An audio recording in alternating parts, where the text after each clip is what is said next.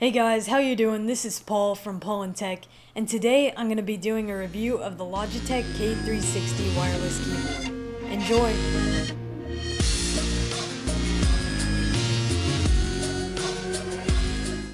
To start things off with the build quality, I'll just say it's okay. It's definitely not the sturdiest build, but it doesn't feel too cheap either. When you pick up the device and actually shake it, you can definitely hear a lot of rattling from loose pieces. It feels pretty plasticky and a little bit lighter than what you might think it would feel like just by looking at it, because the body is pretty much 100% plastic. It's actually smaller than your average size keyboard, which is really nice if you're trying to save some space on your desk or you're going to travel with this keyboard. When you take a look at the front of the device, you'll see that the buttons are actually chiclet style, and that means that they actually have a space between them, so this really helps because it means you won't be hitting two keys at once like you might with other traditional style keyboards. Behind the keys is a glossy plastic which looks like it would be a fingerprint magnet, but I actually haven't had too many problems with fingerprints. What I have had some minor problems with are scratches, and it does seem to pick up scratches fairly easily. The buttons themselves are a harder plastic, which feels nice and helps to distinguish them from the back of the keyboard. On the right side of the keyboard, you'll see a number keypad, which is nice to have, but it does take up quite a bit of room, and if you want a smaller keyboard without the keypad, you'll probably have to look elsewhere. The actual typing itself on this keyboard feels pretty good and natural. The buttons are a little bit on the mushy side, so I wish they were a little bit more clicky, but that's okay. One thing I did find was that my accuracy on this keyboard was pretty good, and when typing it just felt completely natural and I didn't make many mistakes, probably due to the fact that it's a chiclet styled keyboard and that the buttons have space between them.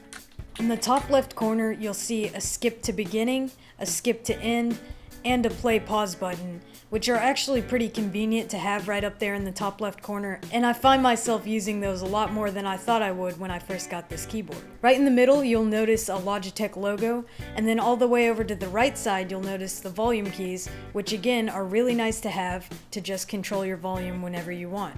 And all the way over on the top right of the keyboard, you have an on and off switch, which is nice to have on the front rather than the back like it is on some of the other keyboards.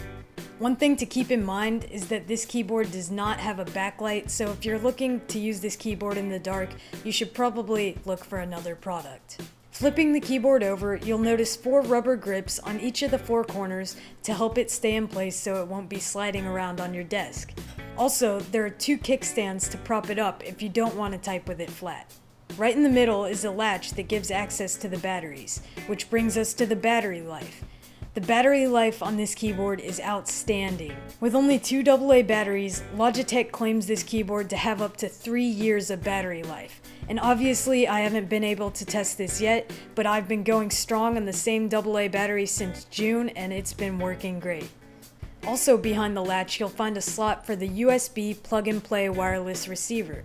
This is a convenient spot to keep the receiver when traveling, but the receiver is so small you shouldn't even need to take it out of your computer in the first place. Logitech has a unique feature with their receivers that they like to call the unifying receiver. This means that if you have other Logitech unifying receiver capable products like a Logitech mouse, then you can use both of them and only plug in one receiver to your computer so you can save other USB slots.